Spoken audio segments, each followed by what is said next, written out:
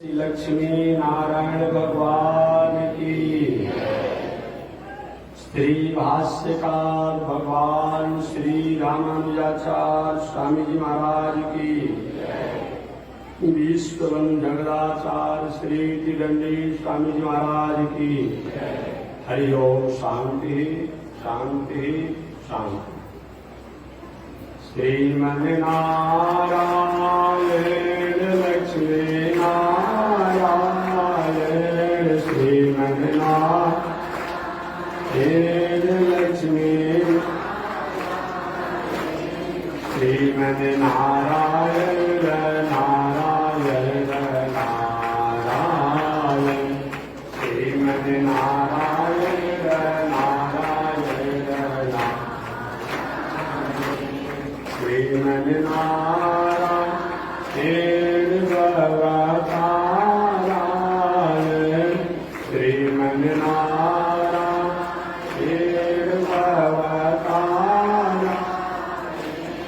लक्ष्मी नारायण नारायण नारायण लक्ष्मी नारायण नारायण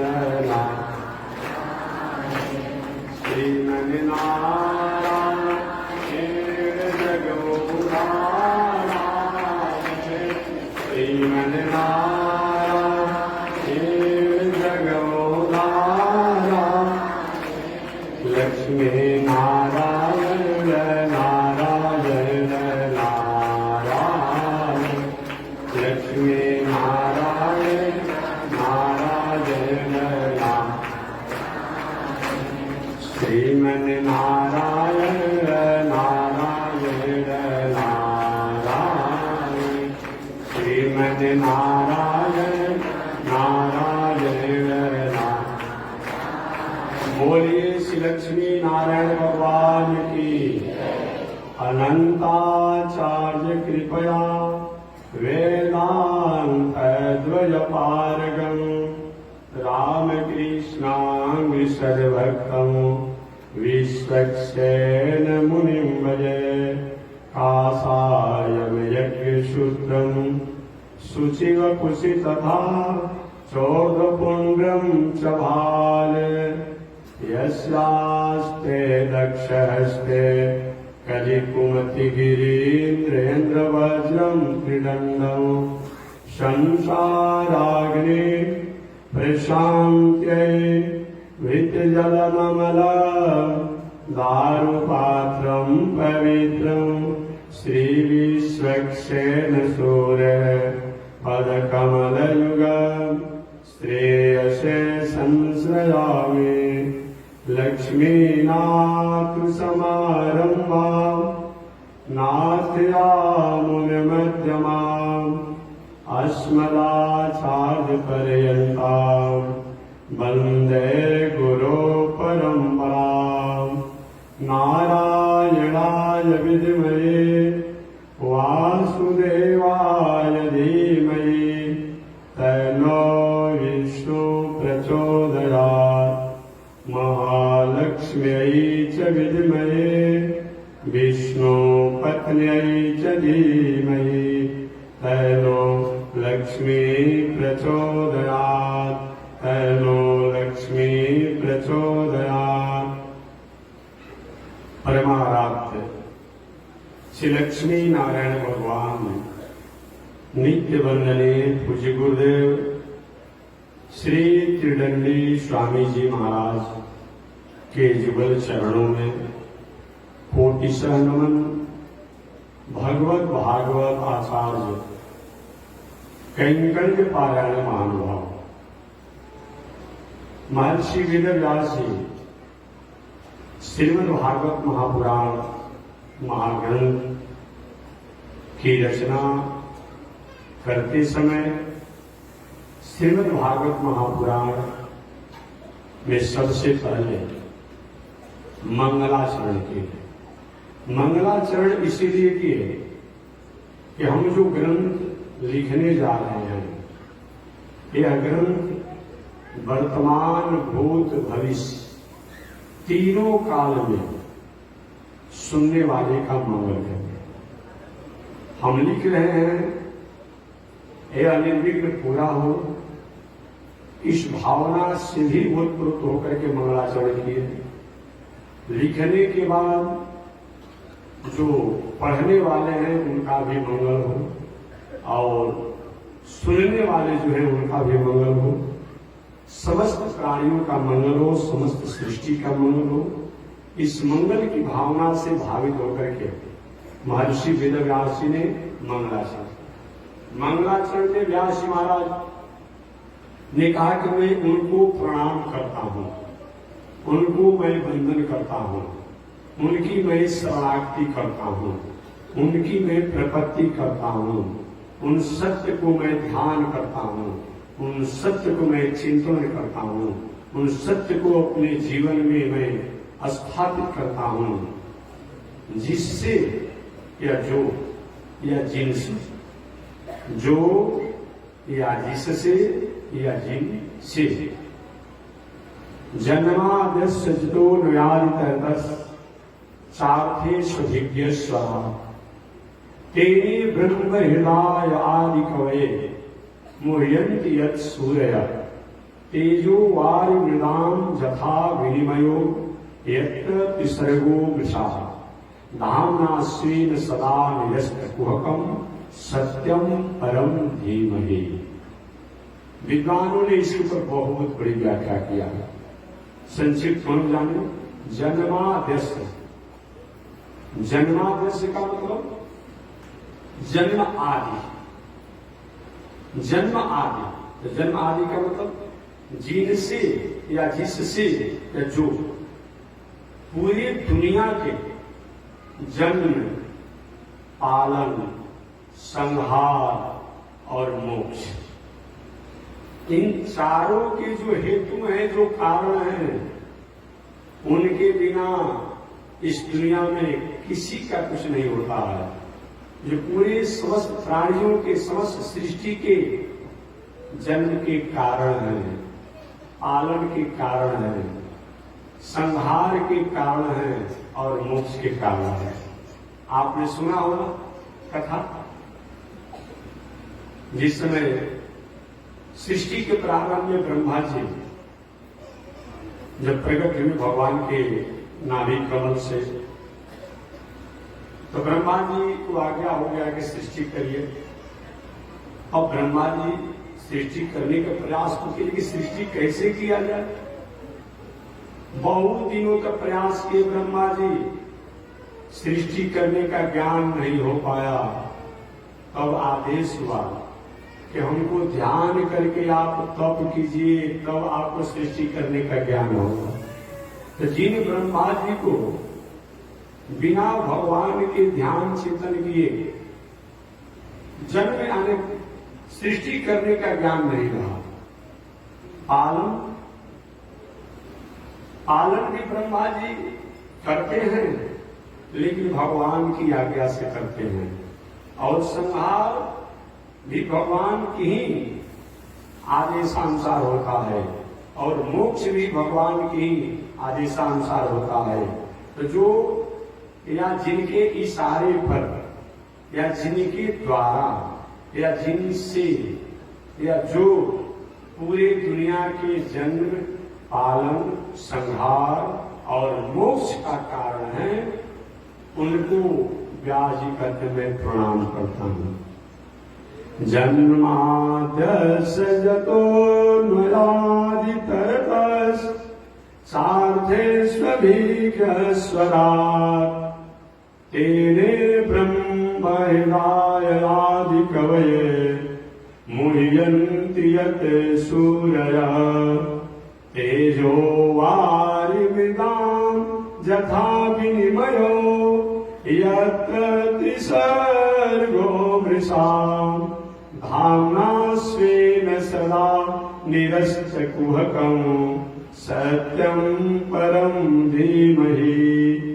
मैं उन परमात्मा को प्रणाम करता हूँ, सत्ता को प्रणाम करता हूँ, शक्ति को प्रणाम करता हूँ, जिनसे संपूर्ण संसार, संपूर्ण सृष्टि का उत्पत्ति, पालन, संहार और मोक्ष होता है, तथा जो सभी पदार्थों में जतो निवाद तरतस सारथि सुविज्ञ स्वरा, जो सभी पदार्थों में, सभी वस्तुओं में रहते हुए भी उससे अलग है।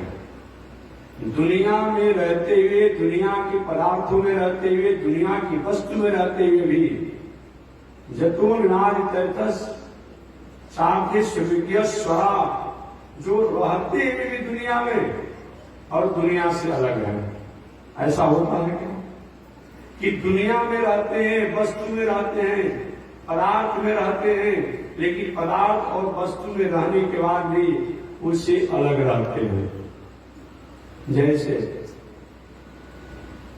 हमारे आप के भीतर भी वह आत्मा है, वह परमात्मा है। इस शरीर में रहता है, लेकिन शरीर में रहने के बाद भी शरीर से अलग है। संसार के लोग चाहते हैं कि शरीर को भी रखे रहें, लेकिन वो अपने काल समय के अनुसार आत्मा निकल जाता है, प्राण निकल जाता है। जो इस दुनिया में रहने के बाद भी इस दुनिया से अलग है, अर्थात पृथक है, जो सब अपने को प्रकाश से प्रकाशित होते हैं, उनको कोई प्रकाशित नहीं करता है। सबकर परम प्रकाशक एहू, जो सारे दुनिया के प्रकाश के कारण हैं, या तो जो सारे दुनिया के प्रकाश के एक ही हैं, वो जो सारे दुनिया के प्रकाश करते हैं, वो जब प्रकाश करना चाहते हैं तो हम प्रकाशित होते हैं, और जब वो प्रकाश नहीं करना चाहते हैं तो हमारे पास कुछ नहीं रहता है। तो जन्माद्यस्य जितो निरांतरतस सारथि सुविज्ञ स्वरा, तेरे ब्रह्म हृदय आदि कवे, जो ब्रह्मा जी के हृदय में, प्रारंभ में जो ब्रह्मा जी के हृदय में वेद का उपदेश देकर के और सृष्टि के विस्तार का ज्ञान दिया कराया, इतना ही नहीं, आदि कवि, हालांकि ब्रह्मा जी को आदि कवि भी कहा गया है, ब्रह्मा जी को भी, और आदि कवि वाल्मीकि जी का भी नाम है। वाल्मीकि जी को भी कहीं कहीं आदि कवि कहा गया है। तो जो तेरे ब्रह्म हृदय आदि कवि मुह्यंति यद सूर्य, जो ब्रह्मा इत्यादि अपने को आदि कवि के रूप में जाने जाते हैं, ये ब्रह्मा भी जो जिनके ज्ञान से अपने को ज्ञानी मानते हैं, कभी कभी उन परमात्मा से अलग होने के कारण, ज्ञान होने पर भी मोहयंती सूर्य, वे मोहित होकर के और संभ्रमित हो जाते हैं। आप भ्रमित होकर के उन परमात्मा की परीक्षा लेने लगते हैं। ऐसे उनकी माया है, जो अपनी माया द्वारा अपनी माया के कारण अपने लोगों को मोहित कर देते हैं। बड़े बड़े विद्वान लोग मोहित हो जाते हैं, बड़े बड़े ज्ञानी लोग मोहित हो जाते हैं। मोहयंती सूर्य, बड़े बड़े देवता लोग मोहित हो जाते हैं। तेजो वारी मिलान यथागिनिमयो यत्र सर्वो मृषा, और सूर्य में जो रश्मि है, सूर्य में जो तेज है, प्रकाश है, अंधकार एवं जल में, और जल में जो रस है, या कभी कभी जल में थल और थल में जल का जो हमें भ्रम होता है, या दुनिया में असत वस्तुओं में सत्य का भ्रम और सत्य वस्तुओं में असत का जो भ्रम होता है, जिनकी अपना ज्ञान को अगर खींचने के कारण या अपने प्रकाश को नहीं देने के कारण हो जाता है, जो सारा दुनिया उनको अंधकार में ही प्रतीत होती है।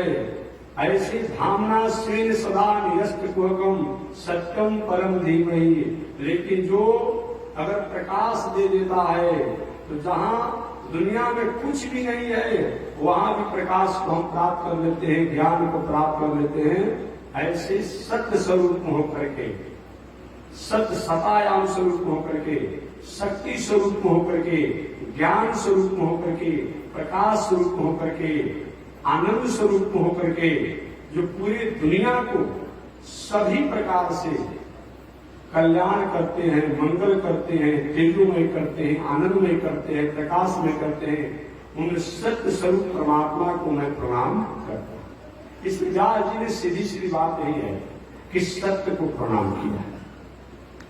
अजी अगर व्यास जी रामम परम धीमहि कह देते, कृष्णम परम धीमहि कह देते, नारायण परम धीमहि कह देते, तो क्या आपत्ति हो जाती? थोड़ी सी आपत्ति होती है। अगर व्यास जी भागवत ग्रंथों की रचना करते समय कहीं रामम परम धीमहि कह देते सत्यम के जगह पर, तो कृष्ण के भगत थोड़ा मन में उनको उदासी हो जाती कि भागवत में तो व्यास जी ने राम जी को ही याद किया। अगर कृष्णम परम धीमहि कह देते तो राम जी के भगत को थोड़ा सा उदास हो जाते। कहीं नारायण परम धीमहि कह देते, लक्ष्मी नारायण परम धीमहि कह देते, तो लोगों को होता कि भाई ये तो नारायण लक्ष्मी नारायण कहा गया है, राम कृष्ण के भक्त उदास हो जाते। कहीं शिवम परम धीमहि कह देते, ब्रह्मा परम धीमहि कह देते, दुर्गा परम धीमहि कह देते, तो और दूसरे भक्त उनको उदासी हो जाती। तब व्यास जी ने कहा कि हम किसी का नाम काहे के लिए मिल जाए, कि झंझट में पड़ेंगे ही नहीं। जो दुनिया में सही में सत्य है, जिनकी सत्ता तीनों कालों में रहती है, उन सत्य स्वरूप, चाहे वह राम रूप में हो, कृष्ण रूप में हो, विष्णु रूप में हो, नारायण रूप में हो, लक्ष्मी नारायण रूप में हो, नरसिंह रूप में हो, वामन रूप में हो, जो सही में जिनकी सत्ता रहती है, उन सत्य स्वरूप सत्ता को मैं ध्यान करता हूं, चिंतन करता हूं, स्मरण करता हूं। अब सत्य कौन है? श्रीमद् भागवत महापुराण में सभी देवता लोग आकर के और गर्भस्तुति की है। उस गर्भस्तुति में बार बार देवता लोग भगवान श्रीमन नारायण वगैरह में कहता हूं। जब सतयुग में रहते हैं तो भगवान श्रीमन नारायण के नामों से जाने जाते हैं, लक्ष्मी नारायण के नामों से जाने जाते हैं, नारायण के नामों से जाने जाते हैं, लक्ष्मीनाथ के नामों से जाने जाते हैं। वो जो सृष्टि के प्रारंभ में सतयुग में, अब वही भगवान जब त्रेता युग आता है तो राम जी के नामों से जाने जाते हैं, सीताराम के नामों से जाने जाते हैं।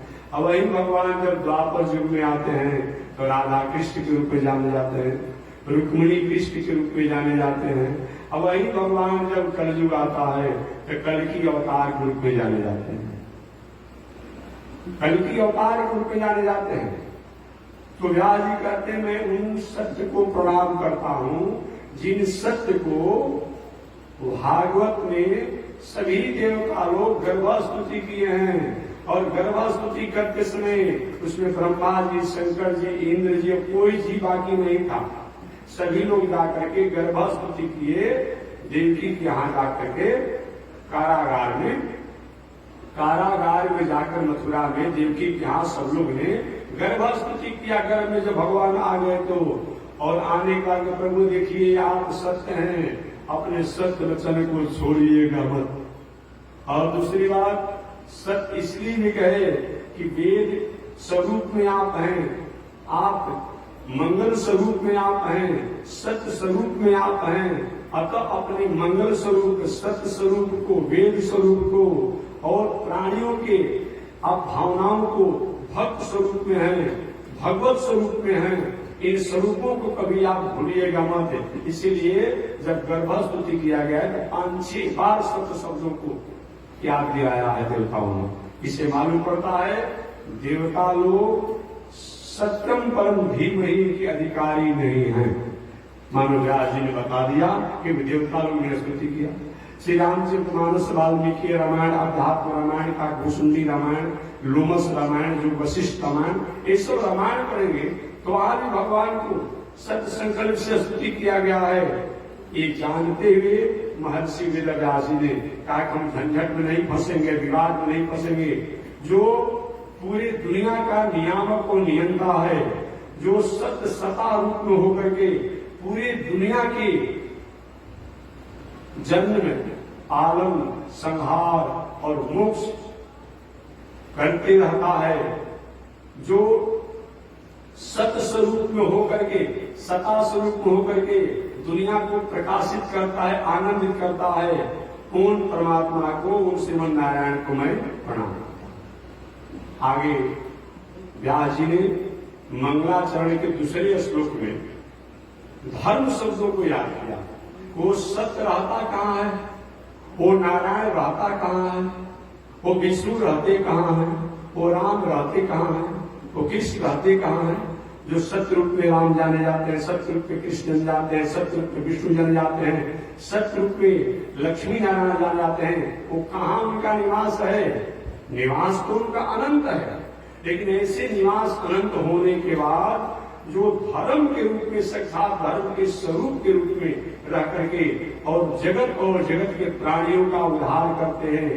इसलिए महर्षि वेदव्यास जी ने दूसरा मंगलाचरण में धर्म को याद किया। धर्मं प्रोजित कैतवोऽत्र परमो निर्मत्सराणां सताम् वेदं वास्तवमत्र वस्तु शिवदम् आपत्रयोन्मूलनम् श्रीमद्भागवते महामुनिकृते किं वा परैरीश्वर सद्यो हृद्यवरुध्येतेऽत्र कृतभिः सूत्रोऽशिशिष्टाक्षरात्। धर्म प्रोजित, देखिए श्रीमद् भागवत महापुराण, श्रीमद् भागवत महापुराण के प्रारंभ करते समय महर्षि वेदव्यास जी ने धर्म शब्द का प्रयोग किया है, और श्रीमद् भागवत महापुराण के मध्य में भी धर्म शब्द का प्रयोग किया गया है, और श्रीमद् भागवत महापुराण के अंत में भी धर्म शब्द का प्रयोग किया गया है। इससे मालूम पड़ता है कि हमारे जीवन में प्रारंभ में भी धर्म होना चाहिए। हमारा जीवन एक प्रारंभ और मध्य और अंत, ये तीनों धर्म से ही जुड़ा है। अगर धर्म न हो तो जीवन की कोई पहचान नहीं, प्रकृति की कोई पहचान नहीं, प्राणी की कोई पहचान नहीं। आज धर्म कहते किसे हैं? धर्म कहते किसे हैं? बात हम लोग धर्म शब्द की बात करते हैं, धर्म कहते किसे? व्यवहारिक और सहज एक अर्थ करें, नेचुरलिटी। नेचुरलिटी को धर्म कहा जाता है, नेचुरल गुण को धर्म कहा जाता है। बस यही जानिएगा। नेचुरल गुण क्या होता है? नेचुरल गुण किसे कहा जाता है? करेला कड़वा होता है, उसका ये नेचुरल गुण है। और करेला में खटाई या नमक और भून करके और उसको ताल करके जो बना दिया जाता है तो उसका कड़ापन, जो कड़वापन जो है कुछ कम हो जाता है, तो कृत्रिम उसका गुण हो गया। मिर्चा में नेचुरल गुण होता है तीखा, लेकिन जब मिर्चा का मीठा अचार बनाना होता है तो उसको गुड़ इत्यादि डाल करके मीठा बना दिया जाता है। इमली का नेचुरल गुण होता है खट्टा, लेकिन जब उसमें मीठा उठा डाल जाता है तो उसका स्वभाव कुछ बदल जाता है। तो नेचुरल गुण का मतलब जो उसका स्वाभाविक उसका गुण हो, तो इसी को धर्म कहा जाता है। जिसमें भी जो स्वाभाविक गुण होता है वह क्या है, उसके लिए धर्म बताया गया है। स्वाभाविक गुण किसे कहा गया है? स्वाभाविक गुण है क्या चीज? तो स्वाभाविक गुण के बारे में कहते हैं कि जिसके द्वारा, जिस धर्म के द्वारा हम अपने जीवन में सत्य पर चलने के प्रेरित होते हैं। लेकिन किसी की हिंसा धर्म नहीं है, बात समझिएगा। क्या चीज? किसी की हिंसा धर्म नहीं है। अगर हिंसा धर्म होता तो 365 दिन आज 60 मिनट वो हिंसा करता। एक हिंसक व्यक्ति भी हिंसा करते करते करते करते अंत में मन में उसे दया आ जाती है। इससे मालूम पड़ता है कि उसकी हिंसा धर्म नहीं है। हिंसा धर्म नहीं है। एक बहुत बड़ा हिंसा की दुनिया में रहने वाला व्यक्ति भी हिंसा जो उसका धर्म नहीं है इससे मन उड़ जाता है। और भी कोई व्यक्ति कामना में रहता है, और कामना हमारा नेचुरल धर्म नहीं है। अरे कामना हो तो रात दिन उस कामना भावना में ही रहते हैं। और क्रोध भी हमारा नेचुरल धर्म नहीं है। अगर क्रोध सही नेचुरल होता तो तो 24 घंटा 365 दिन 7 मिनट हम गालियां देते हैं, क्रोधे में रहते हैं। ये नहीं, किसी कारण से होता है, ये हमारा स्वाभाविक नहीं है। लेकिन शांत रहना हमारा स्वाभाविक धर्म है, शांत रहना स्वाभाविक धर्म है। इसीलिए जो हमारा नेचुरल धर्म का है वह है धर्म। धर्म का मतलब क्या होता है? धर्म के 10 गो लक्षण है जो पहले मैं बता चुका हूं। लक्षण क्या होता है? लक्ष्यते, प्रभासते, ज्ञायते, जायते इति लक्षण। जिस विशेष किसी गुणों के द्वारा जिसकी पहचान हो उसको लक्षण कहा जाता है, विशेष गुण के द्वारा। तो धर्म का मतलब मंदिर में जाना धर्म है, गंगा स्नान करना धर्म है, यज्ञ आदि करना धर्म है। लेकिन धर्म के 10 गो जो लक्षण हैं, उन लक्षण को अगर अपने जीवन में हम उतारते हैं, ये सबसे श्रेष्ठ धर्म है। वो 10 लक्षण कौन कौन है? उपनिषद के अनुसार धृति, क्षमा, दमो, अस्तेयं, शौचमिंद्रिय निग्रह, धि विद्या, सत अक्रोधं, दशकम धर्म लक्षणमो।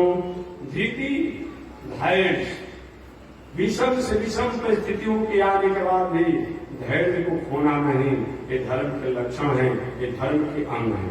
क्षमा, जितना भी धन जन पद प्रतिष्ठा बढ़े क्षमा होना चाहिए। धृति, क्षमा, दम, इंद्रियों को दमन संयम करने का हमेशा कोशिश करना चाहिए। धृति, क्षमा, दमो, अस्ते, गलत तरीका से वस्तु प्राप्त करने की कोशिश नहीं करना, इसका नाम क्या है? अस्ते है। धृति, क्षमा, दमो, अस्ते। शौच, पवित्रता से जीवन जीना चाहिए, इसका नाम क्या है? अस्ते है। धृति, क्षमा, दमो, अस्तेयम, शौच। इंद्रिय निग्रह, और इंद्रियों को हमेशा निग्रह करना।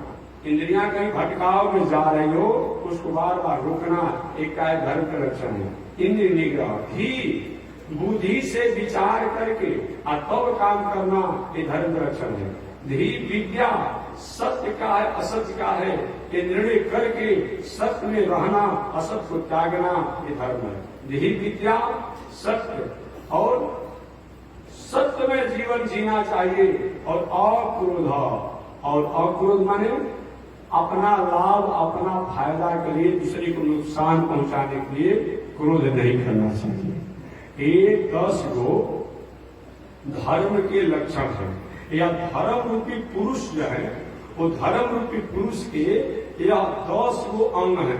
जैसे हम लोग के आंख है, कान है, नाक है, मुंह है, हाथ है, पैर है, जीभ है, तो उसी प्रकार धर्म रूपी पुरुष के या धर्म रूपी भगवान के प्रसन्नता के लिए हमें 10 गो आचरण को जीवन में अपनाना पड़ेगा। सबसे तो धृति, धैर्य, दूसरा क्षमा, धृति, क्षमा, तीसरा दमन, इंद्रिय दमन, धृति, क्षमा, दमो, चौथा अस्ते, गलत तरीका संपत्ति संग्रह नहीं करना, धृति, क्षमा, दमो, अस्तेयम, शौच, पवित्रता से जीवन जीना चाहिए, इंद्रिय निग्रह होना चाहिए, बुद्धि से विचार कर काम करना चाहिए, विद्या ऐसा हो जो सत्य असत का निर्णय करने वाली हो, धीर विद्या, सत्य में जीवन जीना चाहिए, और अकारण क्रोध नहीं करना चाहिए। ये धर्म के 10 गो धर्म रूपी पुरुष के ये 10 अंग हैं। दशरथ जी महाराज ने एक धर्म के अंग की रक्षा करने के लिए 9 गो धर्म के अंगों को उन्होंने कत्लेआम कर दिया। धर्म के 10 को जो अंग बताए गए हैं उसमें से एक क्या है? सत्य। तो सत्य को कोई सत्य, भाई सत्य जैसा होगा तो कोई हमें धर्म में डाल करके और कहीं सत्य हमसे कहवा कर कुछ गलती काम कराता कि भाई आपने कह दिया है, हम भाई अपनी बातों को वापस ले लेंगे। सत्य हो, लेकिन सत्य द्वारा समाज का, राष्ट्र का, संस्कृति का, वेद का, उससे क्या फायदा हो रहा है, क्या नुकसान हो रहा है, इस पर विचार करके सत्य वचन होना चाहिए। कई ने यही बात में कहा कि महाराज रघुकुल रीत सदा चली जाई, प्राण जाई पर वचन लगाई। दशरथ जी महाराज इस सत्य को समझ नहीं पाए। अच्छा ये बताइए, कोई चौका पर कोई बात कहा जाए और कोई चौकी को मंच पर कहा जाए तो दोनों में वरीयता किसी की रहेगी। कोई समाज के सामने कोई बात कहा जाए और कोई कोठरी में किसी से कोई बात कहा जाए, किसका सबसे अधिक महत्व रहेगा? सबसे अधिक महत्व रहेगा जो समाज के सामने जो कहा गया। अगर सही में दशरथ जी महाराज अपने मंत्रियों से, आचार्यों से सलाह लिए होते तो शायद ऐसा भ्रम नहीं होता। दशरथ जी ने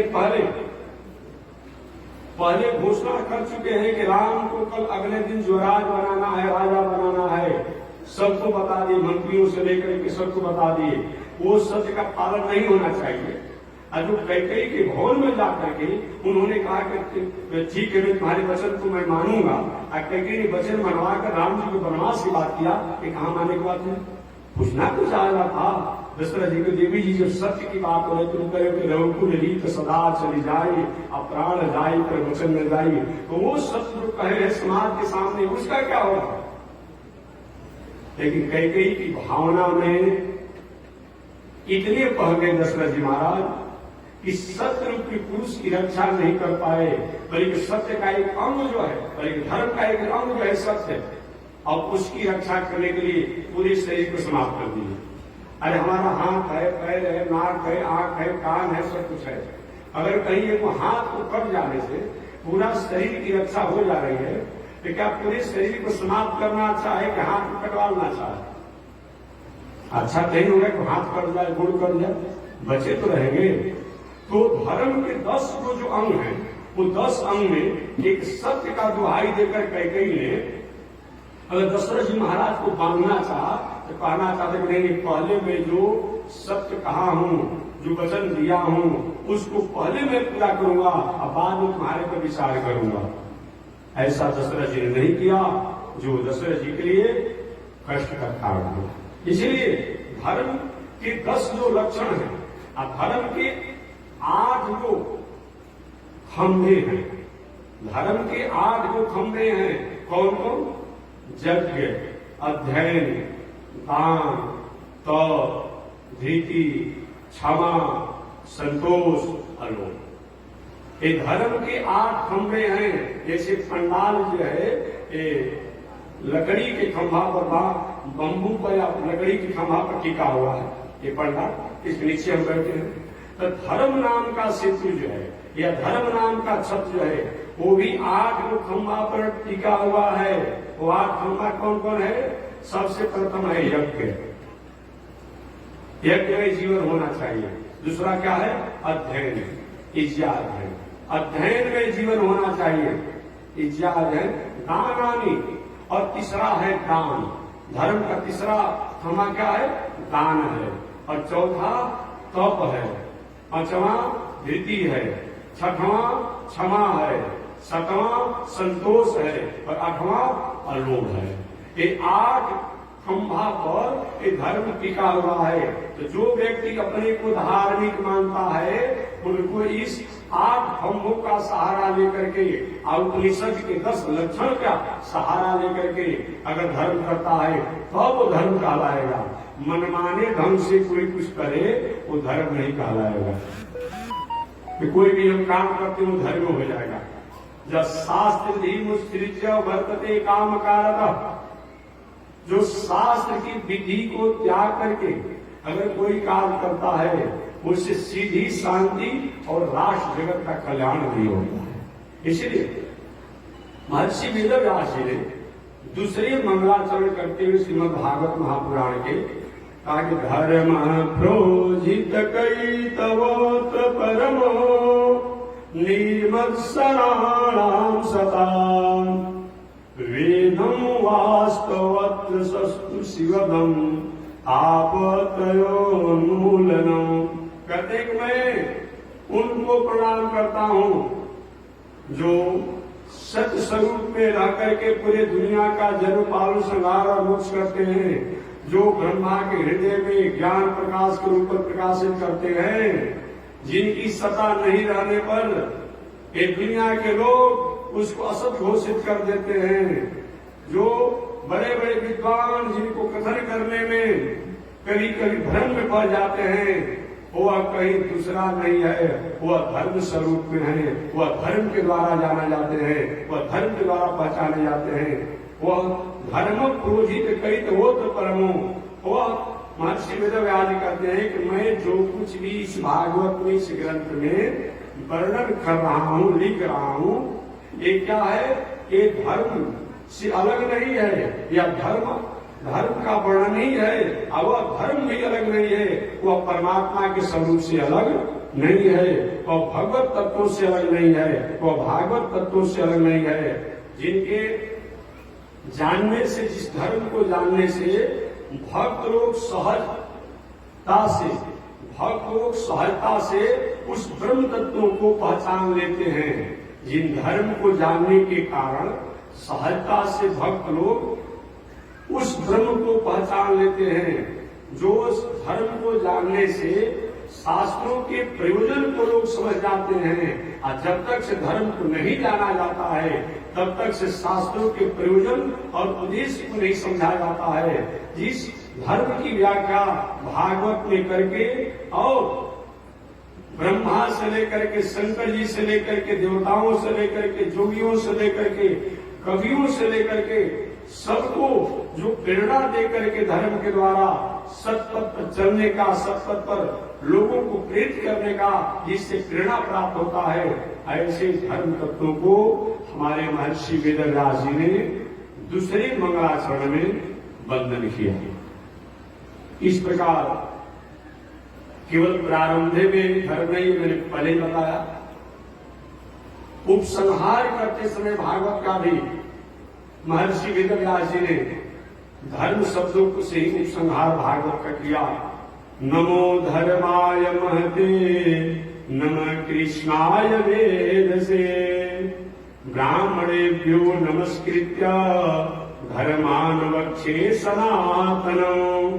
कहते ये श्रीमद् भागवत महापुराण के 12वें स्कंद के 12वें अध्याय के प्रथम श्लोक है। नमो धर्माय महते नमः कृष्णाय वेदसे। मैं उन महिमा और स्वरूप और मर्यादा और वैभव से संपन्न धर्म को प्रणाम करता हूँ। वह धर्म दूसरा कोई नहीं है, वह धर्म साक्षात कृष्ण है। उन कृष्ण को मैं प्रणाम करता हूँ, और वह कृष्ण कहीं अलग नहीं है। वह कृष्ण धर्म के द्वारा जिनको सनातन स्वरूप में जाना जाता है, जिनको वेद स्वरूप में जाना जाता है, जिनको ब्रह्म के स्वरूप में जाना जाता है, उनको मैं प्रणाम करता हूँ, उनको मैं स्मरण करता हूँ। तो श्रीमद् भागवत महापुराण के प्रथम मंगलाचरण में विश्व की उत्पत्ति, पालन, संहार, मोक्ष, ब्रह्मा के भी जो ज्ञान देने वाले, देवताओं को ज्ञान देने वाले, सृष्टि के आधार अधेय के नियामक नियंता को प्रणाम किया गया है। दूसरे मंगलाचरण में धर्म तत्वों द्वारा, उन धर्म के द्वारा उन परमात्मा को, ब्रह्म को जानने का प्रेरणा प्राप्त हुआ है। और तीसरे श्लोक में जो ग्रंथ व्यास जी लिखने जा रहे हैं, ये क्या है, कैसे है, इसकी व्याख्या किया गया है।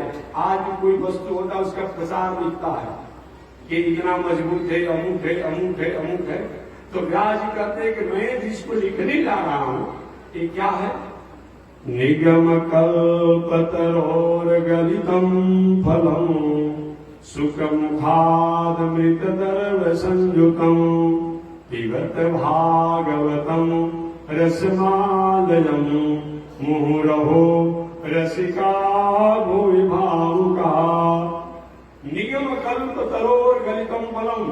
एक गाजी कहते हैं कि मैं इसी तरह से कोई उपन्यास नहीं लिख रहा हूं, ऐसे कोई उपन्यास में नहीं लिख रहा हूं कि मन में आया टाइम पास करके उपन्यास में लिख दिया। मैं जो लिख रहा हूं श्रीमद् भागवत महापुराण को, ये क्या है? निगम कल्प तरोर गलितम फलम। निगम वेद को कहा जाता है, निगम वेद को कहा जाता है, आगम पंचरात्र को कहा जाता है।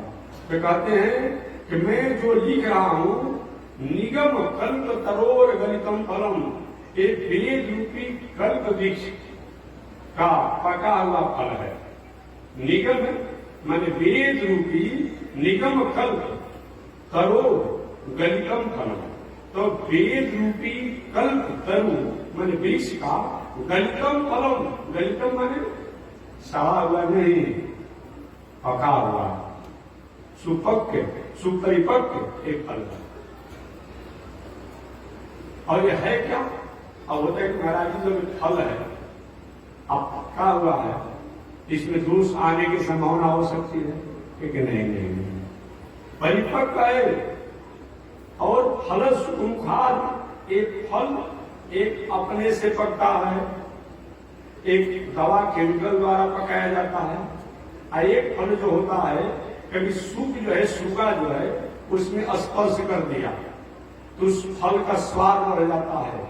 ये जो मैं भागवत रूपी ग्रंथ लिखने जा रहा हूं, एक तो वेद का एक स्वरूप है, वेद से ही निकला हुआ है फल, और उसमें भी इसमें सुखदेव जी जैसे लोगों का ठोर स्पर्श हो गया है, इसका स्वाद और बढ़ गया है। पिबत भागवतम रसमालयम, तुम्हारा तो इसमें छिलका भी होगा, गुठली भी होगा, नहीं, ये क्या है, रसमालयम, ये रस काल है। रस काले माने फ्रूटी, ये फ्रूटी है। फ्रूटी में कई छिलका होता है, कि गुठली होती है, कि खुजा होता है।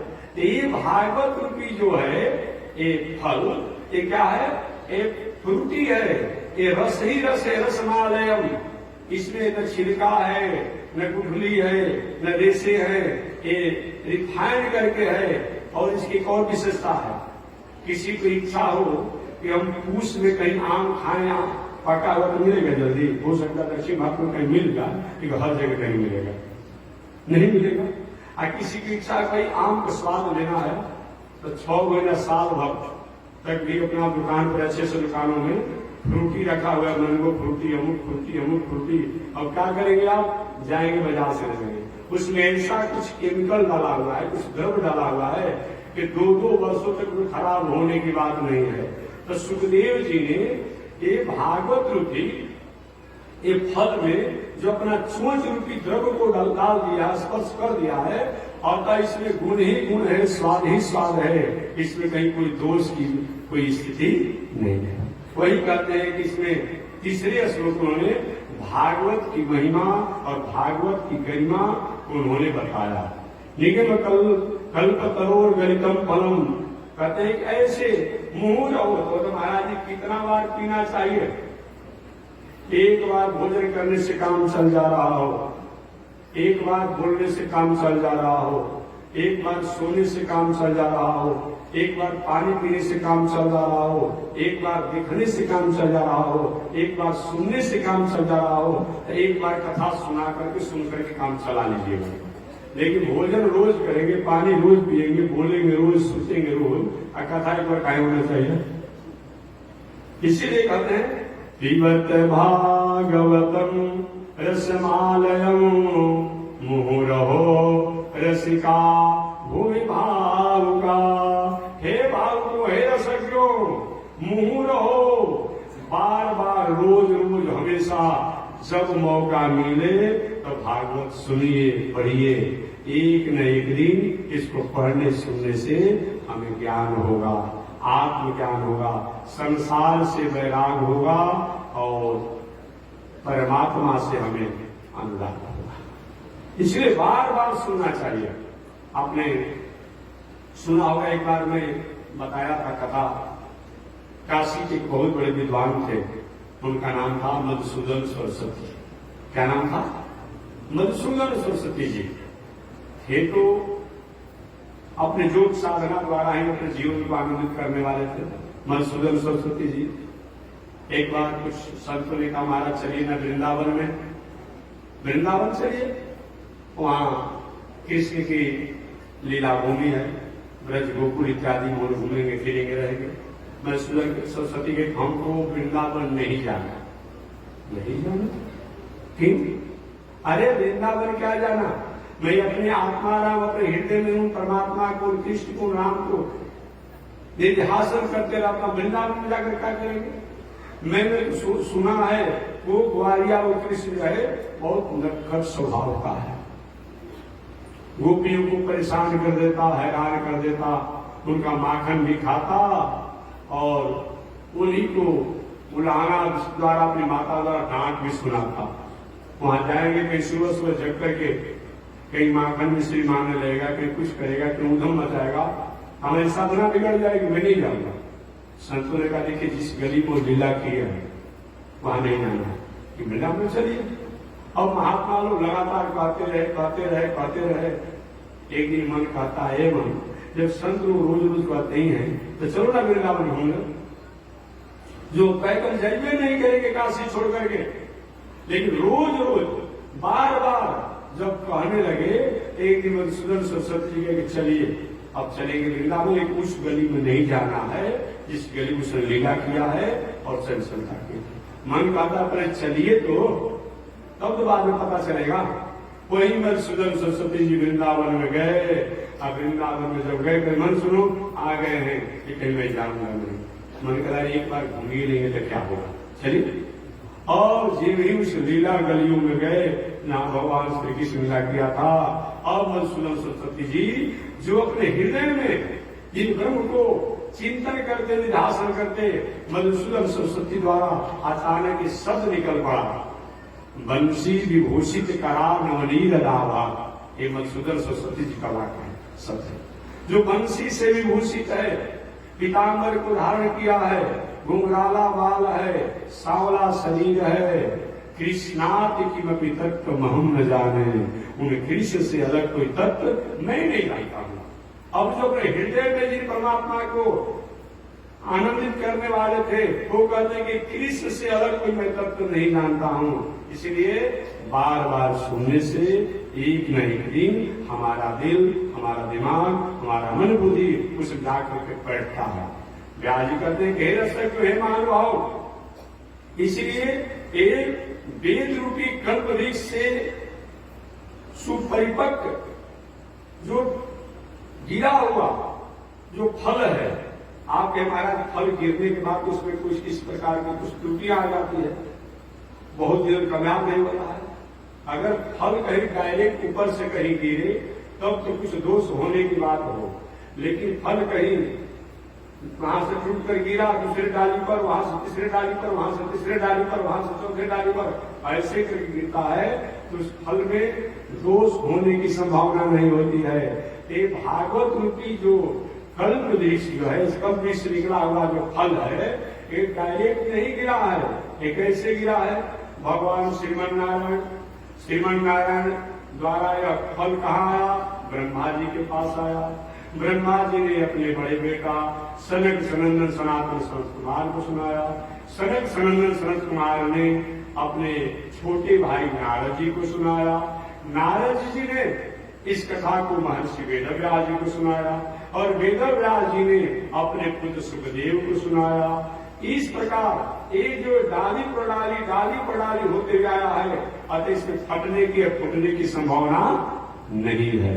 इस प्रकार हमारे व्यास जी ने श्रीमद् भागवत महापुराण के प्रथम स्कंद प्रथम अध्याय के द्वारा और 3 मंगलाचरण किए।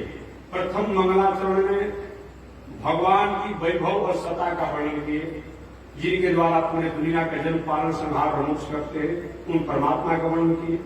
दूसरे मंगलाचरण में व्यास जी ने कहा कि वो ब्रह्म अलग कहीं नहीं रहते हैं, वो धर्म के द्वारा ही पहचाने जाते हैं, जाने जाते हैं। और तीसरे मंगलाचरण में व्यास जी ने कहा कि वो भागवत जो है वो धर्म जो है दूसरा नहीं है, वो वेद रूपी कल्प वृक्ष से जो परिपक्व जो है जो भागवत, वही सही में मानवों के कल्याण के लिए है। ये भागवत की महिमा और भागवत के गुणों को हमें वर्णन किया। इस प्रकार मानव जीवन में हमें जब तक हमारे जीवन में 4 लक्षण नहीं आते हैं, श्रद्धा, विश्वास, समर्पण और प्रेम, ये 4 से हम जुड़ जाते हैं तो वस्तु के प्रति हमारा स्थिति होता है। तद्विधि प्रणिपातेन परिप्रश्नेन सेवया। ये बताया किसी चीज को जानने के लिए सबसे पहले तो उसके विषय में जानना, आगे विषय में जान करके उसके अगर जानिए लिया जाए, दवा के आप गुण को जान लीजिए। गुलाब जामुन पुआ मलपुआ के गुण जाने को मीठा लगता है और नहीं खाएंगे तो स्वाद मिलेगा, तो जानना भी और जान के उसको पान भी करना। आप पान भी करिए और कहीं संयम नहीं है तो तभी काम नहीं करेगा। संयम भी होना चाहिए। तो हमें श्रद्धा, विश्वास, समर्पण और प्रेम। ये 4 चीज हमारे जीवन में होना चाहिए। श्रद्धा का मतलब क्या होता है? आज की श्रद्धा की बात नहीं कि जहां गए मतलब जाना है चिड़िया बादाम चढ़ा दी के बारे में बहुत श्रद्धा है, नहीं। श्रद्धा शब्द का होता है सत आदा। सत आदा, सत भनास बंदा से श्रद्धा बनता है। जो सत्य है उसको अच्छी प्रकार से दाना में उसको त्याग करना, ये उसको उपयोग करना, ये क्या है? श्रद्धा है। जो सत्य और शाश्वत है, श्रद्धा शब्द से श्राद्ध भी बनता है।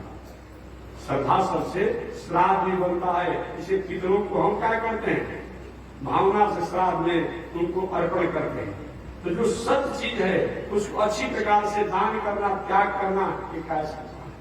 तो श्रद्धा होना, विश्वास, जो विश्वास का पात्र हो उसी पर विश्वास करना। ऐसा विश्वास मत करिए विश्वास से आपको सीता जी विश्वास के पात्र सन्यासी जी नहीं थे, हम उन पर विश्वास कर गए, परिणाम क्या हुआ आप जानते हैं। सीता जी को सुख वाटिका में ला करके बहुत कष्ट को सहना पड़ा। हनुमान जी का कि गुरु महाराज आए, कहे कि मैं आपको चेला बनाना चाहता हूं, मैं आपको सत्संग सुनाना चाहता हूं। हनुमान जी महाराज, मैंने आपसे सत्संग सुनने की प्रार्थना ही नहीं किया और आप उनको सत्संग सुना रहे हैं। ठीक है, सत्संग सुनना भी चाहिए, कहीं सत्संग सुनने से पहले हमारा चेला बन जाओ। हनुमान जी वाली बात है, हम आपको गुरु बनाना ही नहीं चाहते हैं और हमको आप अपना चेला बनाना चाहते हैं। तो हनुमान जी समझ गए कि कुछ न कुछ खोट है। और जमीन जब कहे कि जाओ पहले स्नान करके आओ, स्नान करने गए हनुमान जी, वहां पर एक ज्ञान प्राप्त हुआ मकई द्वारा, ये कोई गुरु नहीं, ये तो काल नमीन है। हनुमान जी के ठीक है महाराज, तो दक्षिणा पहले दीजिए। तो विश्वास का जो पात्र हो उसी पर विश्वास करना है। ऐसे विश्वास करने पर धोखा हो जाएगा। सीता जी जो विश्वास का पात्र नहीं था, विश्वास की धोखा हो गया। और हनुमान जी के सामने आए, विश्वास पहले पात्र समझ कर तब काम किए, इसलिए आगे का मार्ग प्रशस्त हुआ। केवल भावना में नहीं बहेंगे, हम भावना में बहेंगे, लेकिन वेद शास्त्र इतिहास पुराण से आज साधारण अगर सोना चांदी बाजार में खरीदने आप जाते हैं तो उसका लक्षण देखते हैं, क्या देखते हैं, तब देखते हैं। ऐसे किसी पर विश्वास कर जाएंगे नहीं, ये नहीं होना। ऐसा करेंगे तो धोखा हो जाएगा। तो श्रद्धा भी होना चाहिए, विश्वास भी होना चाहिए, विवेकपूर्ण और समर्पण। विश्वास के साथ साथ समर्पण भी होना चाहिए, लेकिन ऐसा समर्पण नहीं जो ऐसा आज का चल रहा। गांव गांव में कुछ ऐसे लोग घूम रहे हैं तो इधर कम होगा। कभी कभी क्या किया हो, क्या भैया आप सोना लाइए, एक भर सोना लाएंगे, आपको 1.5 भर बना देंगे, 2 भर बना देंगे। तो पहले तो 1-2 भर बनाया, क्या सब जितना है उतना ले आइए, क्या बस दुगना हो जाएगा। और जो भी इतना सोना चांदी घर में आता है कि जो ले आए और सब लेकर भाग गए। तो समर्पण होना चाहिए, लेकिन समर्पण हमारा एक उसके लिए एक विचार करके समर्पण होना चाहिए। हर जगह समर्पण नहीं होना। शरणागति अगर कमजोर आदमी के पास होते हैं, समर्पण और हर जगह हो जाते हैं, तो हमारे मतलब नहीं है। सुग्रीव जी शरणागत हुए, समर्पित हुए भगवान श्री राम के पास। विभीषण जी समर्पण हुए, समर्पित हुए भगवान श्री राम के पास, कल्याण हो गया। लंकेश रावण समर्पण हुआ किसके पास? निकुंभिला के पास। किसके पास? लंकिनी के पास। किसके पास?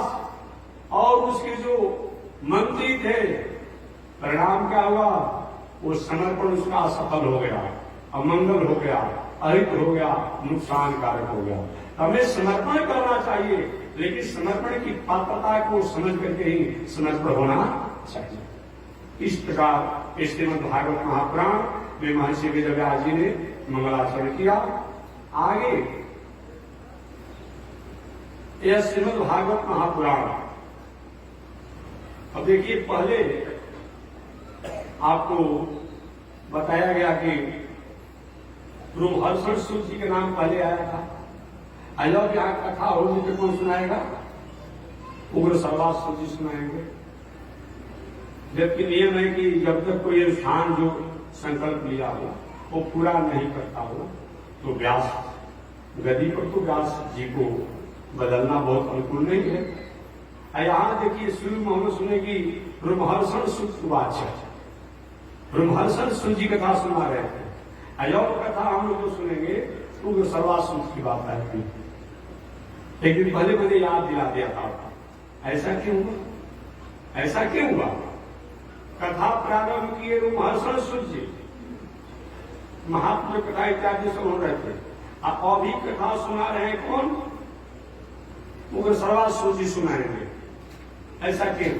तो मैंने निवेदन किया था कि जब कथा सौनक ऋषि जी ने विशारण में व्यासपीठ पर रोमहर्षण सूत जी को बैठाया और कथा की महिमा गरिमा को कह रहे थे। संयोग से उसी समय बलराम जी आ गए। अब बलराम जी आ गए तो सब लोग ने भाई सब भगवान के अवतार भी माने जाते हैं, भगवान के बड़े भाई भी है और आचार्य भी है। तीन है, एक तो स्वयं भगवान श्री कृष्ण के बड़े भाई हैं, दूसरा आचार्य है और तीसरा भगवान के अवतार भी है, शेषावतार है। तीन है। और सब होने के बाद रोमहर्षण सूत जी क्या किए कि वाणी द्वारा भी कुछ उनको अभिवादन नहीं किए। बाकी तो खड़ा होने की और कुछ बात छोड़ दीजिए। बलराम हद हो गया भाई, सारे संत महात्मा ऋषि उनको पहचान रहे हैं, अरे वाणी से भी अभिवादन नहीं किया। ये तो व्यास निवर्तने का अधिकारी नहीं है। अरे भाई आप जीएल स्वामी की तैयारी कर रहे हैं कि जीएल स्वामी आएंगे, चतुर्मास करेंगे, जब होगा इत्यादि होगा, सारा पंडाल से लेके लाइट से लेके माइक से लेके जमीन व्यक्शाला सब कुछ आजा गाजा बाजा पोस्टर बैनर सब तैयारी करेंगे। और जीएल स्वामी आए तो जीएल स्वामी को कुछ भी मत कर।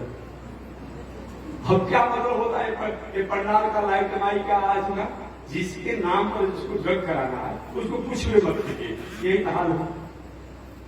जो कथा का स्वरूप भगवान होते हैं, जो कथा का स्वरूप आचार्य होते हैं, तो कथा स्वरूप आचार्य स्वयं हमारे शेष जी है, आचार्य है और भगवान के भाई है, भगवान है। जिन भगवान की प्रसन्नता के लिए, भगवान के प्रेम के लिए, भगवान की प्राप्ति के लिए कथा होती है और वही भगवान समाकर खड़े हैं और उनका सत्कार समान दास गति सुनी हो रहा। बलराम के नहीं, ये व्यास गति का अधिकारी नहीं है। तो बलराम ने कहा किया, अरे भाई धौरे में कोई अकारण किसी प्रकार के पौधा कुछ निकल जाते हैं, उनका कोई औचित्य नहीं समझकर कबाड़ पर फेंक नहीं दिया जाता है। कोई घर मकान आपने बनाया है, हम मकान में कहीं जगह जगह पर बार बार हर जगह कहीं आ गया हो तो अपने सामने घर बदलवाते नहीं है, हटाते नहीं है। बनाने नहीं, ये आचार्य की गरिमा समझने वाला नहीं, ये भागवत की गरिमा समझने वाला नहीं, ये भगवान की गरिमा समझ नहीं, अतः व्यास गद्दी पर बैठने का अधिकारी नहीं है।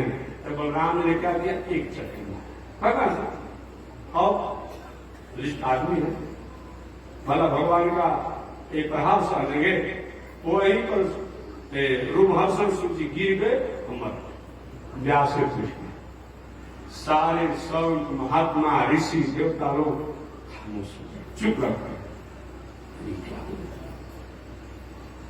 बलराम जी की आवेश को थोड़ा देखना पड़ा लोगों को, और किसको डांटने लगेंगे।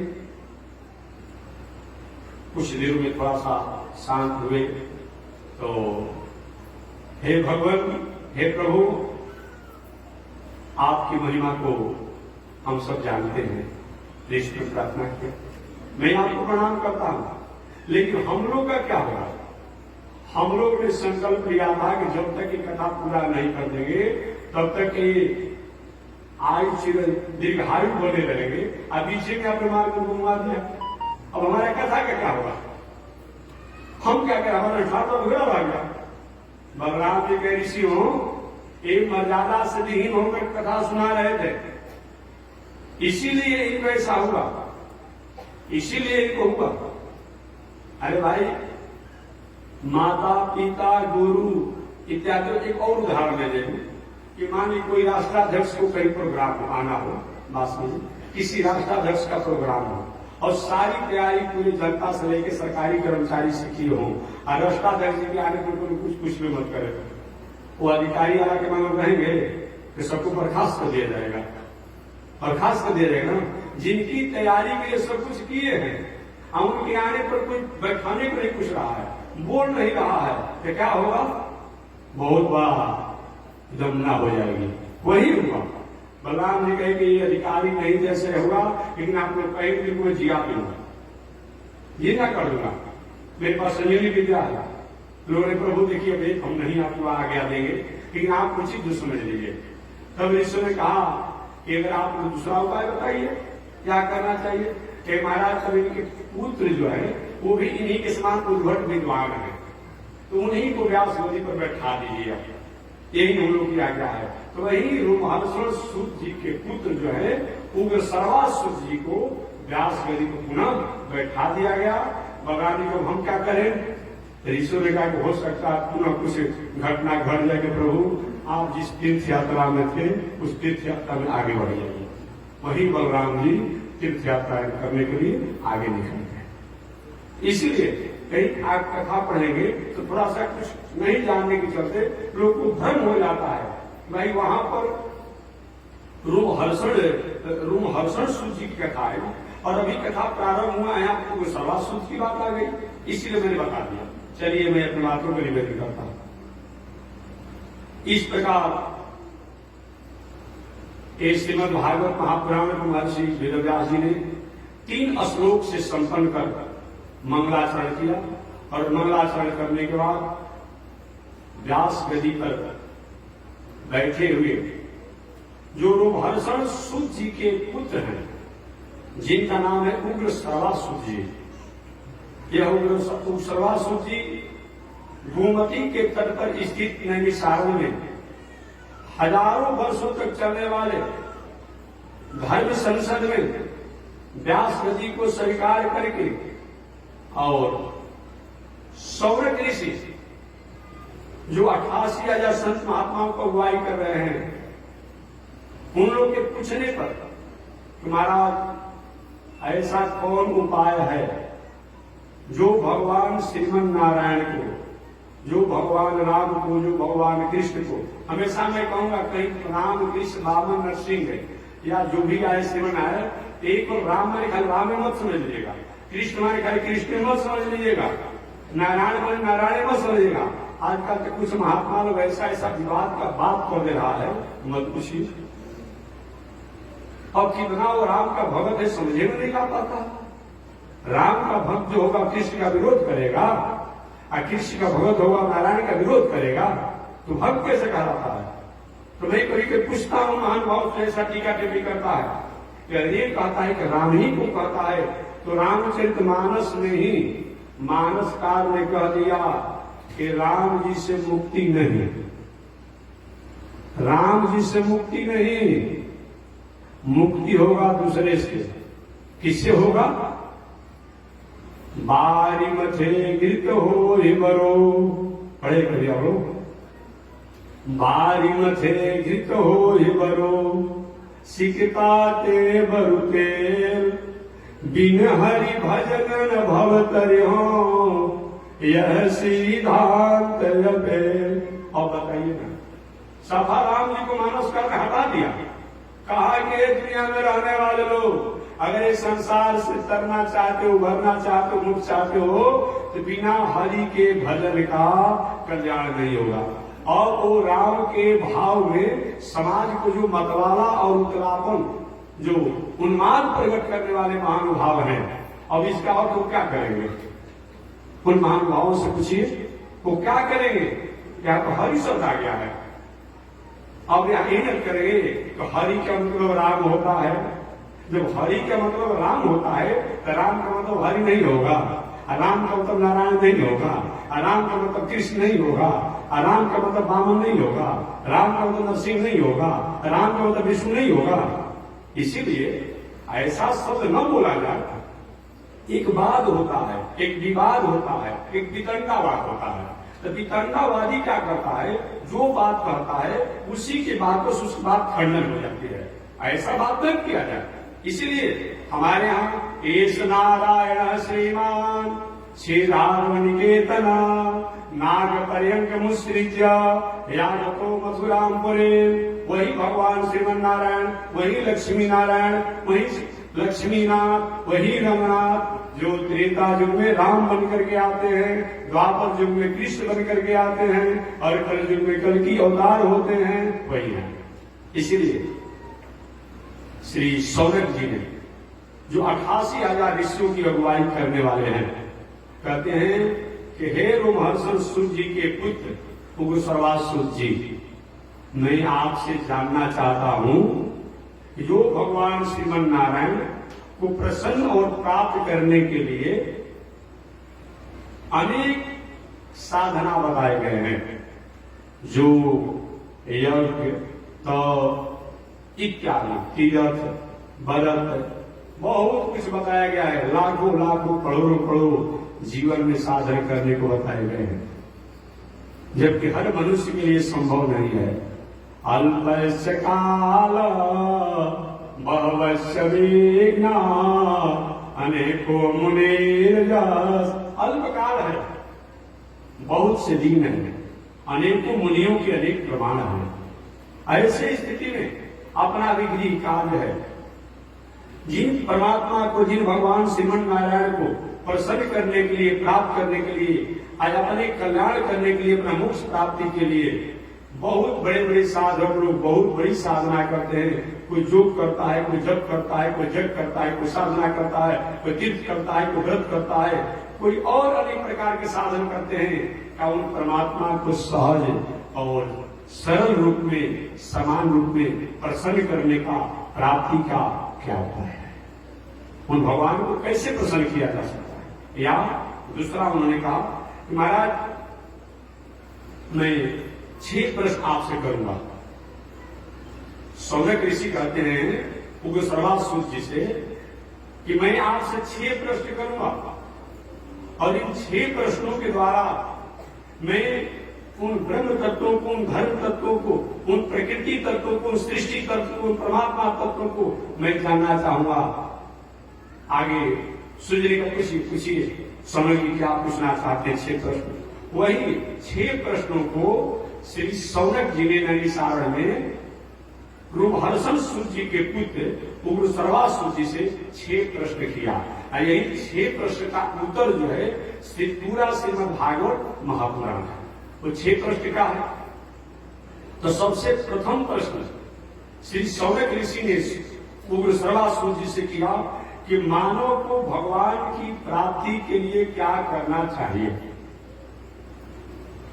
एक प्रथम प्रश्न है, मनुष्य मात्र को भगवान की प्रसन्नता और भगवान की प्राप्ति के लिए क्या करना चाहिए? जग करे कि तप करे कि दान करे कि तीर्थ करे कि व्रत करे, क्या करे? भगवान की प्राप्ति के लिए मनुष्य को क्या करना चाहिए? ये प्रथम प्रश्न है। दूसरा प्रश्न, श्री साधन क्या है? साधन तो अनंत है, साधन तो अनंत है, लेकिन श्री साधन क्या है? एक गौरी परंपरा वाले लोग वो साधन नहीं करता है, लंगते उगारे हो करके मछली मांस शराब ताड़ी दारू खा पी करके आपको सीधी कर रहा है, साधन कर रहा है। अरे क्या इससे मिलेगा भाई? इस संसार में जो तामसी राशि है और उस साधना से तुमको क्या मिलेगा? कहीं कोई किसी प्रकार की सिद्धि करके तो कुछ जादूगरी विद्या तुम सीखी लोगे, इससे क्या हो जाएगा? कभी कोई गांव में और घोर पंथ वाले घूमते नहीं देखे होंगे, आएगा माने भिक्षा और कुछ हमको 100 रुपया दीजिए, और आपके सामने क्या करेगा? खून मिलने लगेगा। तो देखेंगे नहीं देखे हैं, और बताए भयभीत हो गए, क्या करेगा? कुछ दे देते हैं। और बताइए क्या मतलब होता है, क्या होता है? हम भी एक बार ऐसे लोग के चक्कर में फंस गए थे। इसीलिए हमसे कोई कहता है कि महाराज ये तंत्र मंत्र जादू विद्या ये साथ है कि झूठ है, देखो हम तो उस प्रैक्टिकल में देखे हैं, तो मैं नहीं कह सकता हूं कि झूठा था। ठीक है, दोनों में काम होता विद्या है। जिस विद्या के द्वारा हेलीकॉप्टर को उड़ाया जा सकता है, ट्रेन को चलाया जा सकता है, पनडुब्बी जहाज को चलाया जा सकता है, रॉकेट को चंद्रमा को कहां कहां पहुंचाया जा सकता है, और वो विद्या ये नहीं अगर कौन आश्चर्य की बात है। हमें अपनी एक दिनचर्या बता दूं, उस समय स्टूडेंट लाइफ में था। माने संत महात्मा धर्म के प्रति हमारी निष्ठा थी, लेकिन मैं स्टूडेंट लाइफ में था। तो कॉलेज में पढ़ रहा था, प्रयागराज में महाकुंभ लगा हुआ था। तो उस समय हमारे पूज्य गुरुदेव जो श्री नंदी स्वामी जी महाराज के जग देखने के लिए, जो पुराने लोग होंगे हमारे स्वामी जी महाराज के जग को देखने के लिए बहुत से लोग बहुत प्रयास करके जाते थे। पुरानिया लोग जो होंगे समझते होंगे। अब स्वामी जी महाराज के जग देखने के लिए कुंभ के अवसर पर हम लोग प्रयागराज पहुंचे। तो जैसे भाई स्टूडेंट का जैसा पोशाक होता है, वेशभूषा होता है, वैसा पहले जैसे होता है। तो रास्ते से घूम रहा था, अचानक एक महात्मा था, उन्हें गए बच्चा सुन, उसमें नहीं थे। हमें संत महात्मा चले गए कि क्या आपको तुम चाय नहीं पिलाओगे? भाई महात्मा अगर कहिए दिए क्या करना है? तो हमने कहा कहा इनको चाय पिलाने जाएंगे। हमने 5 का नोट निकाला, क्योंकि महात्मा जी इसमें से 1 रुपया में चाय लिखा, तब तो दूसरा का हो गया होगा। हमने इसमें से 1 रुपया आप काट लीजिए और 4 रुपया हम लौटाना। सीधी सीधी बात मैंने कहा। तो 5 के नोट, तो उसने कहा पकड़े रहिए अपने हाथ में। हम सोच रहे दूसरे नोट की बात, हमसे रुपया लेंगे और हम अपने ही हाथ में नोट रखे हैं 5 का। अब 5 मिनट बाद कहते दीजिए, तो दीजिए तो हाथ में नोटे नहीं। उसको मैं दिया नहीं, उसने कुछ कर दिया। हमारे हाथ में नोट और हमारे हाथ में से गायब हो गया। और उसके बदला में रुद्राज का गोली हो गया, रुद्राज का गोली आ गया। कहा ले जाइए पहनिएगा। हम तो समझ गए कि वो तो मजाक करने वाला है, ये तो जादूगर करने वाला है। तो मैंने उसे फेंक दिया गया जो हम टाइम पढ़ने। तो मैं कैसे इस बात को पकड़ा करेंगे? इसलिए मैं नहीं कहता हूँ, इसका मतलब तंत्र मंत्र जादू टोना का कहीं बढ़ावा नहीं दे रहे हैं। जो आजकल के नास्तिक जो है, चावड़ा जो है, सोशलिस्ट है, जो कहता है कि सब फालतू है, बकवास है, ये कमाने की बात है। नहीं, ये बात नहीं करता हूँ। लेकिन कोई ऐसा दर्शन नहीं है जो इसको नहीं मानता है। बौद्ध दर्शन मानता ही है, जैन दर्शन मानता ही है, इस्लाम दर्शन मानता ही है, ईसाई दर्शन मानता ही है। कौन नहीं मानता है जी? देखिए ना, जितना ओझा गुनी के यहाँ भीड़ नहीं लगता तो बाजार में भीड़ लगा रहता है।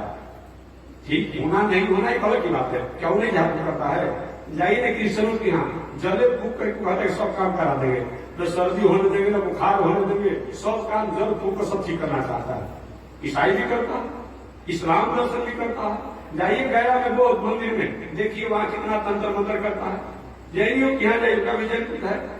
और हमारे सनातन धर्म, वैदिक धर्म, हिंदू धर्म भी है, तो कोई इससे अलग नहीं है।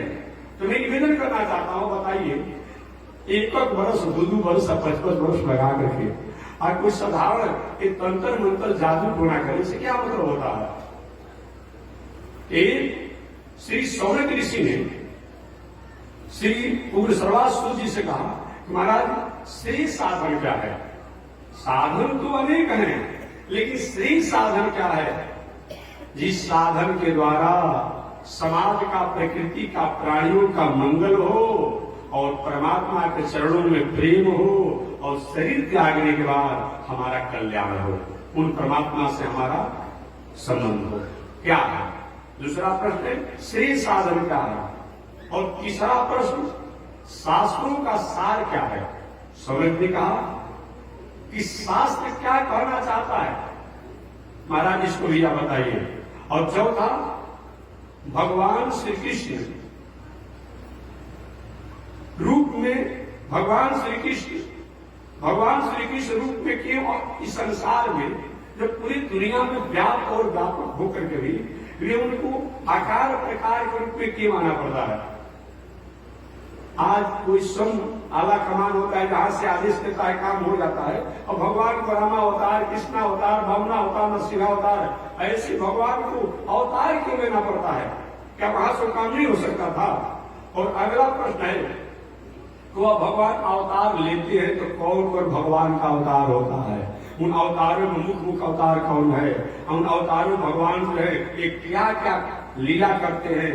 और छठवां प्रश्न है कि भगवान को अपने धाम जाने के बाद धर्म किसकी शरण में रहा? धर्म कहाँ रहा? या धर्म कहीं अंतर ध्यान हो गया, वैकुंठ में चल गया, लुप्त हो गया, गायब हो गया, आखिर धर्म वह कहाँ है? यही 6 प्रश्नों का उत्तर ये श्रीमद् भागवत महापुराण है। कौन कौन से प्रश्न है, पुनः एक बार आप ध्यान दें। सबसे प्रथम प्रश्न है कि मानव को भगवान की प्राप्ति का सबसे सरल और सहज साधन क्या है। दूसरा, श्री साधन क्या है। तीसरा, शास्त्र का सारांश क्या है, कथन क्या है। चौथा, भगवान श्री कृष्ण इस संसार में आखिर क्यों जन्म लिए, क्यों आए। और पांचवा, भगवान के जाने के बाद, भगवान इस संसार में जब आए तो आने के बाद कौन कौन से लीलाएं किए और कौन कौन भगवान का अवतार होता है, ये बताएं। और छठवां प्रश्न कि भगवान जब अपने धाम जाते हैं ये धर्म किसकी शरण में रहता है। ये 6 प्रश्नों को श्री शौनक जी ने रूपहर्षण सूत जी के पुत्र पूर्णसवा सूत जी से नैमिषारण्य में किया। इन 5 प्रश्नों को सुनकर पूर्णसवा सूत जी प्रसन्न हो गए। प्रश्न ऐसा करें जिससे सुनने वाला आनंदित हो जाए। नास्तिक वाला प्रश्न क्या मतलब होता है।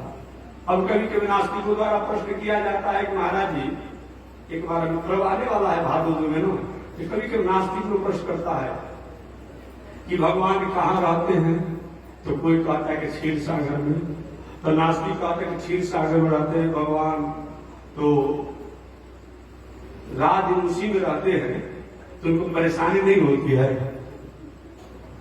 अरे साधारण हो आधा एक घंटा जल में रहते तो परेशान हो जाते हैं, ठीक है नहीं। तो कहते हैं महाराज जैसे होते भगवान रात दिन कहते हैं क्षीर सागर में, तो उनकी आंख में दूध नहीं घुस जाता है। अब पूछता है कि भगवान तो क्षीर सागर में रहते हैं तो दूध जो है कि गर्म है कि कच्चा है। अगर कच्चा है तो आधा दिन तक फटा क्यों नहीं, और गर्म है तो भगवान का शरीर जला क्यों नहीं। ये नास्तिकों का ऐसा प्रश्न। अब बताइए कोई मतलब होता है ऐसा प्रश्न था। इसका उत्तर भी मैं दे संक्षिप्त में। वो पूछता है लोग कि भगवान कहाँ रहते, क्षीर सागर में, जो अनंत रूप में रहने के बाद भी क्षीर सागर में रहते हैं। तब होता है तो दूध गर्म है कि कच्चा है, तो दूध गर्म नहीं है कच्चा है। तो कच्चा है तो फटता क्यों नहीं है। गाय के भैंस के बकरी के थान में दूध रहता है तो फटता है, एक एक वर्ष रह जाता है। तो अब भगवान जी क्षीर सागर में अगर नहीं फटता है तो कौन आश्चर्य की बात है, कौन आश्चर्य की बात है। तब होता है कि भगवान रात में रातों से परेशान नहीं होते हैं। मछली या जलचर जीव हमेशा जल में ही रहते हैं, कभी उससे परेशान होते हैं। अब भगवान के क्षीर सागर दूधे में रहते हैं तो उनको कहीं को परेशानी हो नहीं जाए। ये सब नास्तिकों का ऐसा ऐसा प्रश्न होता है। इसीलिए मैं निवेदन करना चाहूंगा कि सूत जी ने कहा ऋषि ने आपने जो प्रश्न किया, इस प्रश्न से भगवान के प्रति हमारा और स्नेह प्रगाढ़ हो गया और मैं आप लोग के वही उत्तर दूंगा, वही समाधान करूंगा, वही प्रश्नों का जवाब दूंगा जो एक समय मेरे गुरु भ्राता श्री सुखदेव जी ने राजा परीक्षित को गंगा के पावन तट पर राजा परीक्षित द्वारा पूछने पर जो सुनाए थे वही कथा मैं आप लोग को सुनाऊंगा। और कल मैं बताऊंगा कि आखिर भगवान के प्राप्ति का साधन क्या है, भगवान के कितने अवतार हैं। इस सभी प्रश्नों का समाधान कल किया जाएगा। आज इसी के साथ वाणी विराम। एक बार भगवान का नाम श्रीमन्नारायण लक्ष्मी नारायण श्रीमन्नारायण लक्ष्मी श्रीमन्नारायण नारायण नारायण श्रीमन्नारायण नारायण। बोलिए श्री लक्ष्मी नारायण भगवान की, विश्व जगदाचार्य श्री त्रिदंडी स्वामी जी महाराज की। हरि ओम। शांति शांति शांति।